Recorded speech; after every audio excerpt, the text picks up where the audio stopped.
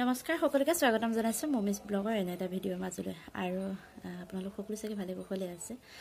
আজি এটা বিশেষ কাৰণত ভিডিঅ'টো কৰিলোঁ, যিহেতু মোৰ ঘৰলৈ আলহী আহিছিলে, কোন কোন আহিছিলে আপোনালোকে দেখিছিলে, গতিকে সেই সন্দৰ্ভত মই আজি ভিডিঅ'টো কৰিলোঁ। বহুত বেছি মনটো ভাল লাগি আছে এটা কাৰণে, একো তেজ মঙহৰ সম্পৰ্ক নথকাৰ পাছতো যে এনেকৈ মোক বিচাৰি কোনোবা আহিব, মানে সেইটো মোৰ সপোনৰো অগোচৰ কথা। আহিম বুলি কৈ আছিলে, কিন্তু কেতিয়াবা যাম মুম্বাইটোৰ ঘৰলৈ এনেকৈ বুলি কৈছিল, কিন্তু এনেকৈ হঠাৎ যে এনেকৈ আহিব বা আহি যে মোক বিচাৰি পাবহি, মই সেইটো কথা কেতিয়াও মানে কল্পনাই কৰা নাছিলোঁ। আৰু তাই মোলৈ ইমান এটা সুন্দৰ উপহাৰ আনিলে। মই আপোনালোকক উপহাৰটো নেদেখালে মোৰ তাইক কষ্ট দিয়া হ'ব, কাৰণ তাই মোলৈ ইমান সুন্দৰ এটা উপহাৰ আনিছে, ইমান ধুনীয়া মোলৈ আনিছে, মানুহজনলৈ আনিছে। আৰু কিন্তু মই দিব নোৱাৰিলোঁ, তাৰ বাবে মই বহুত বেছি দুখিত, কাৰণ মোৰ তেনেকুৱা দিব পৰা পৰিস্থিতি মানে এই সময়খিনিত বিশেষকৈ নাইকিয়া। কাৰণ সকলোৱে জানে মোৰ পৰিস্থিতিটো কি হৈ আছে, সকলোৱে নাজানিলেও অন্ততঃ মোক ভাল পোৱা মানুহবোৰে মানে যিখিনিৰ লগত মোৰ টাৰ্মছটো আছে তেওঁলোকে অন্ততঃ বুজি পায় মোৰ পৰিস্থিতিটো কি হৈ আছে। গতিকে মানে মোৰ নিজকে বেয়া লাগিছে, কিবা লাজ লাগিছে যে তাই ইমান এটা ধুনীয়া উপহাৰ আনিলে, কিন্তু মই তাইক সেই উপহাৰটোৰ মানে যোগ্য হিচাপে তেনেকুৱা ভাল একো দিব নাপালোঁ। কিন্তু তাইৰ ছোৱালীজনী মামনৰ মানে ইমানেই মৰম লগা কথাবোৰ, তাইৰ কথাবোৰ শুনিলে শুনি থাকিব মন যোৱা। তাইৰ কাৰণেও বহুত বেছি দুখ লাগিছে, যিহেতু তাই মা সকলোবোৰ আহিলে, কিন্তু মই দিব পৰাকৈ মোৰ হাতত তেনেকুৱা একোৱেই নাছিলে, সেইকাৰণে বহুত বেছি দুখ লাগিছে। কিন্তু একো নাই, মানুহৰ আজি আছে কালিলৈ নাই, এনেকুৱা নিচিনা।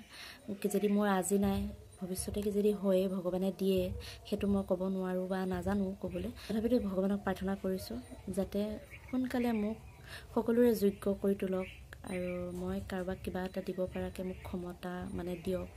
আৰু এনেকৈ কোনোবা আহিলে যাতে ময়ো কিবা এটা মানে তেওঁলোকে যেনেকুৱা ধৰণে কিবা এটা আনে ময়ো কিবা এটা দিব পৰা যোগ্য হওঁ, ঠিক তেনেধৰণৰ। গতিকে এই সকলোবোৰৰ আৰু উদ্দেশ্য হ'ল আপোনালোক, কাৰণ আপোনালোকৰ মৰম আশীৰ্বাদৰ অবিহনে একো নাই। আপোনালোকৰ এটা মানে ছাপোৰ্টে মোৰ বহুত বেছি সহায় হ'ব।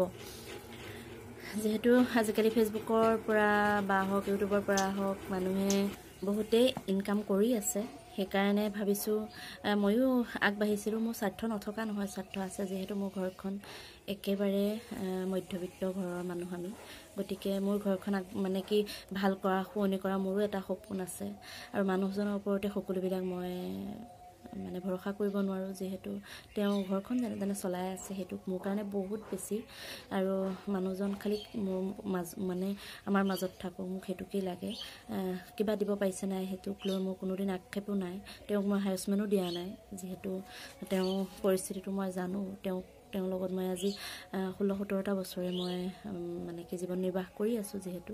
গতিকে তেওঁক কোনোদিনেই মই কষ্ট দিয়া নাই কোনো বস্তুক লৈ। সেইকাৰণে ভাবিছোঁ আপোনালোকৰ লগত এষাৰ কথা শ্বেয়াৰ কৰোঁ, আৰু সকলোৱে ভুল নুবুজিব। আৰু যিহেতু মেইন উদ্দেশ্যলৈ আহোঁ, উপহাৰটো তাই মোলৈ এটা উপহাৰ আনিছে। কি চাওকচোন, ইমান ধুনীয়া এযোৰ কাপোৰ, আৰু ইমান ধুনীয়া লাগিছে কাপোৰযোৰ, মই তাইক ভাষাৰে বুজাব নোৱাৰোঁ। উপহাৰ ডাঙৰেই হওক বা সৰুৱে হওক সেইটো কথা নহয়, উপহাৰেই হয়।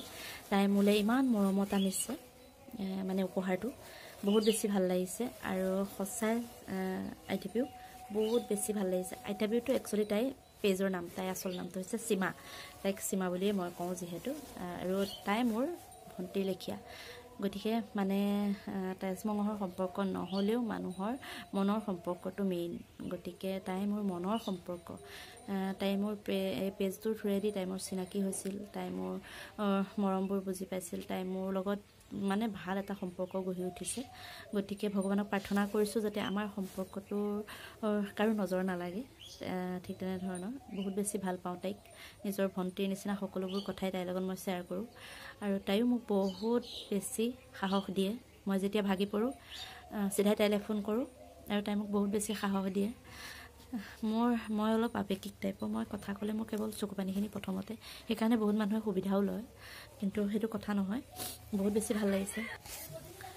চাওকচোন ইমান মৰম লগা এটা উপহাৰ ইমান ধুনীয়া লাগিছে কাপোৰযোৰ নহয় সঁচাকৈ বহুত বেছি ধুনীয়া লাগিছে আৰু এটা বস্তু আনিছে মানুহজনলৈ এইখন গামোচা আমাৰ অসমীয়াৰ মান যেহেতু গামোচাখন গতিকে মানুহজনলৈ গামোচা এখন আনিছে আৰু মানুহজনে বহুত বেছি ভাল পাইছে কিন্তু এটা কাৰণে বেয়া পাইছে তেওঁ মানে একো দিব নোৱাৰিলে সেইটো কাৰণে নিজকে বেয়া লাগিছে গতিকে মানুহৰ উপহাৰটো ডাঙৰ হওক বা সৰু হওক কথা নাই কিন্তু বহুত বেছি মৰমত আনিছে সেইকাৰণে মানে কি মই পিন্ধিম চিলাই আৰু বহুত বেছি ভাল লাগিছে উপহাৰটো পাই বহুত বহুত ধন্যবাদ সীমা তুলসী দেই